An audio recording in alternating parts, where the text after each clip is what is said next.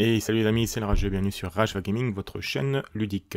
Aujourd'hui, je vous présente enfin le deck de Hera Syndulla, le deck tant attendu sur les 5 affinités jouables en même temps. Évidemment, il s'agit d'un deck plutôt amical ou à thème.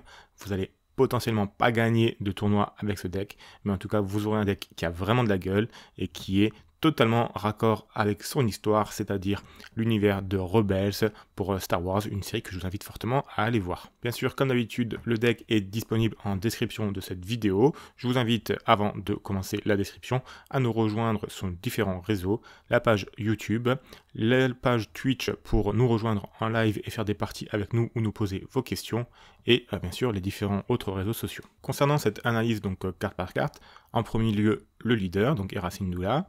Niveau de sa capacité, évidemment, elle vous permet de jouer vos cartes spectre sans malus d'affinité. C'est simple, c'est basique. Elle aurait peut-être mérité une petite capacité en plus.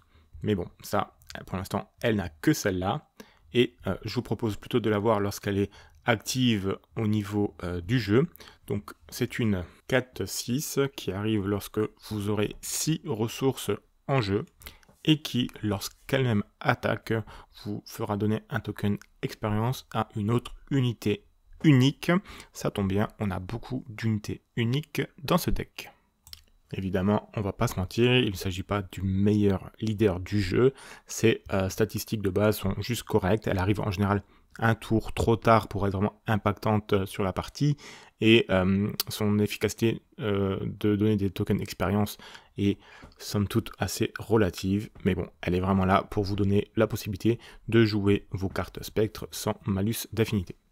Concernant la base, bien sûr, on part sur l'affinité rouge, donc l'agression.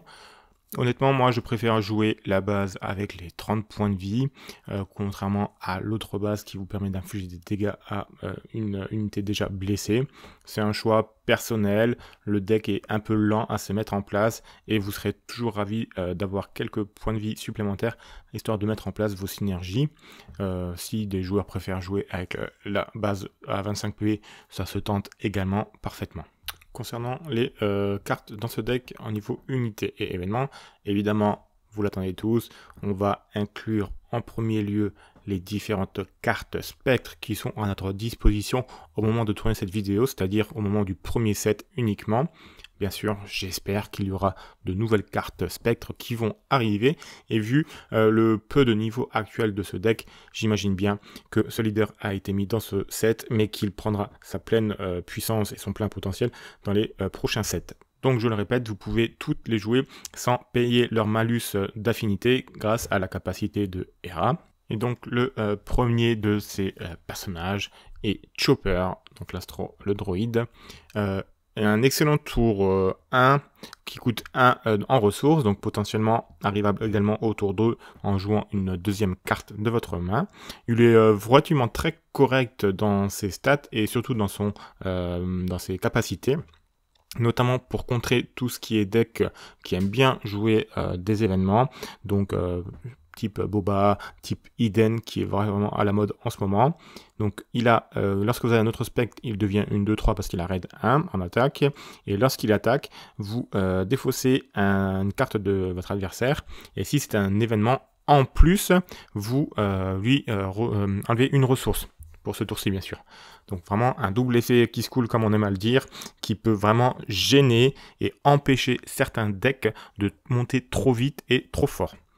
Il combotte très très bien avec l'autre carte spectre du tour 1 qui est Sabine. Elle coûtera 2 ressources. C'est une 2-3 qui a une capacité d'infliger des dégâts lorsqu'elle attaque. Et si vous avez typiquement tour 1 Sabine, tour 2 Chopper plus une autre carte qui coûte 2, votre Sabine, vous la mettez déjà à l'abri, parce qu'il est dit que si vous avez 3 aspects, donc 3 affinités différentes parmi les unités amies que vous avez, vous ne pouvez pas attaquer ce personnage Sabine. Donc vous la mettez à l'abri, et vu que Chopper est blanc, et elle est rouge et héroïque, ça la met donc directement à l'abri de se faire attaquer, et c'est vraiment une menace importante pour un adversaire. On est vraiment dans de l'agression pure et dure, et c'est difficile à gérer si on ne peut pas aller la cibler directement. Autre carte spectre vraiment intéressante pour ce deck, il s'agit de Ezra Bridger, qui est en version donc mécano, ce n'est pas encore un Jedi, j'espère qu'on aura des cartes Ezra Jedi par la suite. Il s'agit donc d'une 3-4, et il vous permet vraiment d'aller aérer votre deck, d'aller chercher un peu ce que vous voulez dans votre deck. C'est vraiment une bonne carte pour son coup, elle fait pas non plus tout et n'importe quoi, mais au moins elle est là pour aérer un peu votre deck. Évidemment, là, on va commencer à rentrer dans les cartes un peu plus intéressantes avec Kanan Jarrus. Il s'agit donc d'une 4-5 pour 4 avec des bonnes statistiques déjà de base, pour son affinité en tout cas, et en attaque, un effet avec un double effet même. Déjà, vous allez défausser dans le deck adverse une carte pour différents aspects spectres que vous avez en jeu de votre côté. En général, vous allez faire défausser à votre adversaire 2 voire 3 cartes, ce qui est déjà très bien. Mais en plus de ça, vous allez regagner un dommage sur votre base parmi les différentes affinités qui ont été défaussées chez votre adversaire. En général, ce sera 1 voire 2 PV, mais quand même, c'est toujours bien à prendre, et ça en fait vraiment une excellente carte, qui est même jouée dans d'autres decks que celui-ci. C'est une des seules cartes spectre d'ailleurs, qui est jouée dans différents decks bleus actuellement dans la méta. Autre carte spectre, il s'agit de Zeb, une 5-5 pour 5 en agression et héroïque. Déjà une bonne carte pour faire de l'échange de ressources, 5 en offensif, en attaque en tout cas, c'est une excellente statistique, parce que c'est vraiment une statistique qui vous permet d'aller chercher chez votre adversaire beaucoup de cartes. Donc déjà rien que pour ça, elle a son intérêt. Et avec son effet supplémentaire, si elle n'est pas détruite, vous pouvez même le faire plusieurs fois. Donc vous allez infliger 4 dommages à une unité terrestre. C'est pas mal contre tout ce qui va être un peu aggro, mais en général vous allez utiliser Zeb pour aller se détruire contre une grosse menace adverse. Et honnêtement, c'est peu probable que lui-même survive et que l'adversaire ne survive pas. Donc voilà, une très bonne carte pour aller faire du trade, de l'échange de ressources avec votre adversaire. Enfin, la dernière carte spectre de ce deck, c'est évidemment le Ghost, donc le vaisseau. Une 5-5 pour 6 en spatial, c'est vraiment fort à l'heure actuelle. En plus de ça, il se permet d'être shieldé, donc avoir un bouclier. Et en plus de ça, lorsqu'il arrive en jeu et lorsqu'il attaque, vous pouvez donner un shield à une autre carte spectre. Typiquement ça sur un Kanan, c'est vraiment excellent.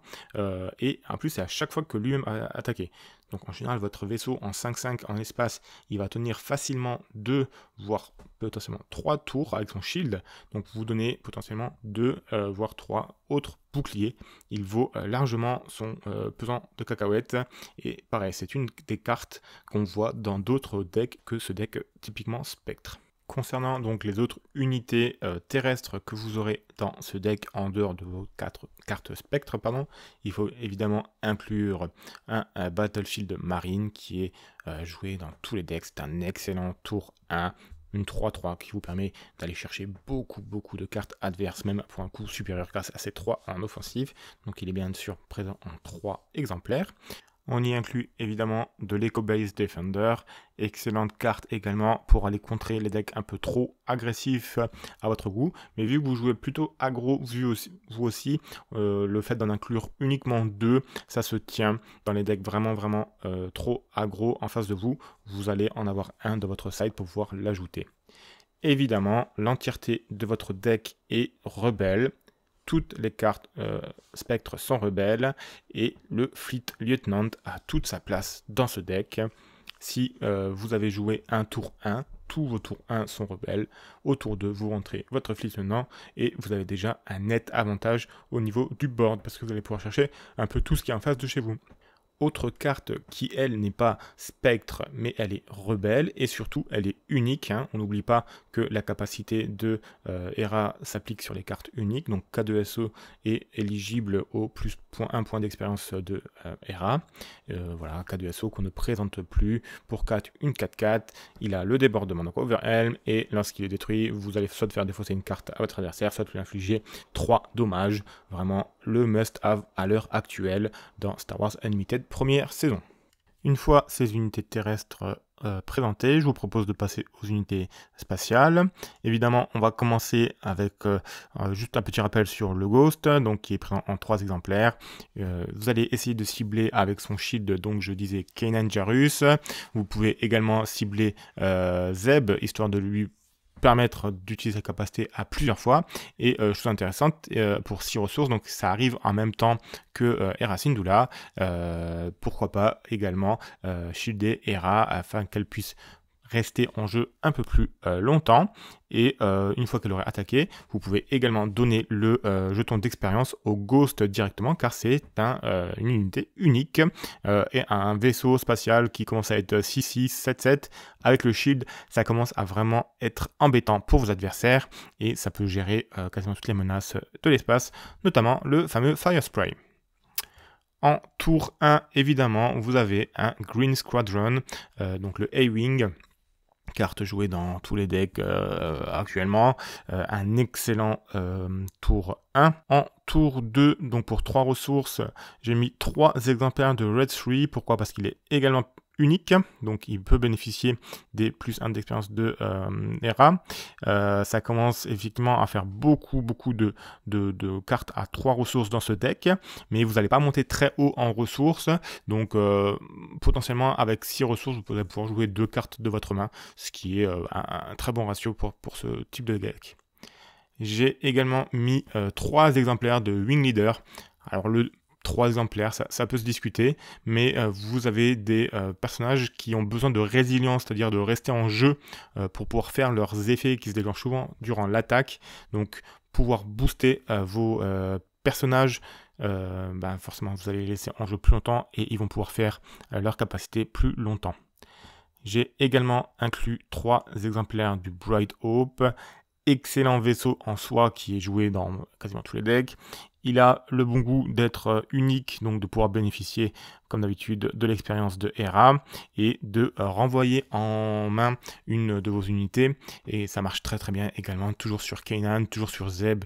C'est vraiment des personnages qui, une fois qu'ils ont pris quelques dégâts, vous pouvez vous les renvoyer en main, histoire de leur redonner un peu plus de résilience encore une fois. Donc voilà, ça c'est pour l'espace, vous êtes plutôt bien équilibré au niveau de l'espace également, donc voilà, vous avez des bonnes unités terrestres et vous avez des bonnes unités dans l'espace. Concernant les événements, je suis passé à 9 événements, évidemment, Rebelle Assaut, toutes vos unités, que ce soit terrestres ou espace, sont rebelles, donc cette carte est utilisable à son plein potentiel, et c'est une carte totalement insane selon moi, pour un, c'est extrêmement fort, et toutes les autres affinités vous l'envient. Évidemment, For a Case I Believe In, qui sera toujours utilisé à son plein potentiel, car toutes vos unités sont héroïque. Et enfin, évidemment, on ne peut pas passer à côté, en jouant vers un peu aggro, de la carte phare de cette première édition, le U-Wing Reinforcement, qui va vous permettre de sortir 3 unités en général, et en plus de aérer votre deck, d'aller chercher dans les cartes de votre deck, qui sera déjà bien aéré, avec notamment des Ezra. Donc honnêtement, vous avez une très bonne visibilité dans votre deck. Enfin, je vous fais un petit point sur mon side. Donc un side classique, on voit souvent jouer des médailles, mais moi je n'aime pas trop cette carte, je préfère mieux jouer un Frontline Shuttle, qui est bien sûr une carte vous permettant de réattaquer avec une unité. Ça marche très bien sur les Kanan, ça marche sur tout ce qui déclenche sa capacité en attaque, donc vous pouvez faire la capacité 2 fois, et voilà, pour 2, c'est une excellente carte pour tout ce qui va être un peu deck contrôle, qui joue beaucoup d'événements. Avec les Kanan, vous allez vraiment lui faire défausser ses cartes, ça va être très bien. Spark of Rebellion, évidemment, qui a commencé à rentrer dans un peu tous les decks. Aller chercher la grosse carte de votre adversaire, ça lui fait toujours mal, et à vous, ça vous fera toujours plaisir, donc à rentrer également dans les decks plutôt de contrôle. Le Akbar, alors lui, il se discute un peu plus, il a cette capacité de restore qui est vraiment bien, vous allez toujours avoir des unités, donc il va mettre des dégâts assez faciles, il a le bon bouclier rebelle qui va bien dans votre deck, donc dès que ça va jouer un peu plus aggro, vous allez rentrer du Akbar, et vous allez bien sûr rentrer votre 3e Echo Base Defender contre du aggro, histoire de pouvoir bloquer les petites unités adverses. Et donc voilà, avec ça, vous êtes bien équipé contre le contrôle et contre l'aggro, sachant que vous aurez un match-up un plus facile contre de l'aggro, parce que vous êtes aggro mid-range de votre côté. Le contrôle risque de vous bloquer un peu, mais vous allez aussi pouvoir l'embêter, parce que si vous rentrez un Kanan très rapidement, si vous rentrez un Chopper très rapidement, vous risquez de lui enlever 1 ou 2 cartes maîtresses, et ainsi ainsi prendre un peu l'avantage parce qu'au niveau dégâts, vous vous défendez vraiment pas mal. Et voilà les amis pour la présentation de ce deck Era Syndulla. Honnêtement, on va pas se mentir, c'est pas le top deck actuel de la méta, mais premièrement, ça peut surprendre. Deuxièmement, ça vous permet de jouer 5 affinités, ce qui est vraiment exceptionnel à l'heure actuelle dans ce jeu. On est uniquement sur le premier set. Il y a déjà pas mal de digues sur le second set. Il y a déjà quelques cartes, à mon avis, qui vont bien rentrer en synergie avec ce deck, qui vont le renforcer. Et pour l'instant, niveau spectre, on va voir un peu ce qui va sortir, histoire de la prochaine édition, voire l'édition suivante. En tout cas, un excellent deck d'un point de vue scénaristique, on va dire, fluffique, comme on appelle ça dans Warhammer 40 000, avec vraiment une forte identité. Le gros bémol de ce deck, honnêtement, c'est son leader, hein, donc Era, qui vous permet certes de jouer les différentes affinités, mais qui en elle-même n'est pas très impactante dans le jeu. Mais en tout cas, vous avez des unités qui ont vraiment de la gueule, vous avez des mécanismes de jeu à mettre en place, et vous allez pouvoir vous défendre contre quasiment tous les archétypes de deck. Donc voilà, j'espère que cette vidéo vous aura plu. N'hésitez pas à nous rejoindre sur nos différents réseaux que vous trouverez en description de cette vidéo. Et bien sûr, bonne pioche à tous et ciao les amis.